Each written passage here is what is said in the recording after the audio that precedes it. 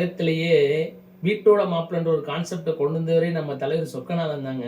கட்டுனா இந்த புள்ளைய தான் கட்டுவேன் அப்படின்ட்டு சண்டை போட்டு அவரோட மச்சான்கிட்ட பேசி மீனாட்சி கல்யாணம் பண்ணாரு. அந்த கோயிலை பற்றி தான் நம்ம பார்க்க போகிறோம். நேற்றைக்கு நம்ம தாய் மீனாட்சியோட தரிசனம் நம்மளுக்கு சிறப்பாக கிடச்சிச்சு. சொக்கநாதரும் சிறப்பாக தரிசனம் கொடுத்தாரு.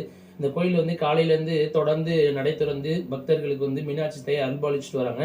ஆனால் இடையில ஒரு ஒன் ஹவர் இடையில வந்து நடை சாத்திடுறாங்க. சரிங்களா?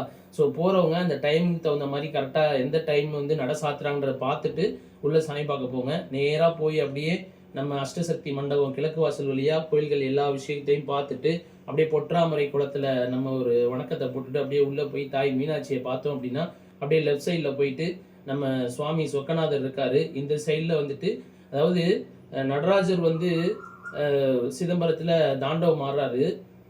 மதுரையில் வந்து என்ன அப்படின்னா தன்னுடைய பாதத்தை காலை மாற்றி வச்சு டான்ஸ் ஆடுறாரு. சரிங்களா? ஸோ அந்த விஷயமும் அங்கே இருக்குது. கண்டிப்பாக எல்லாரும் தரிசிச்சுட்டு வாங்க.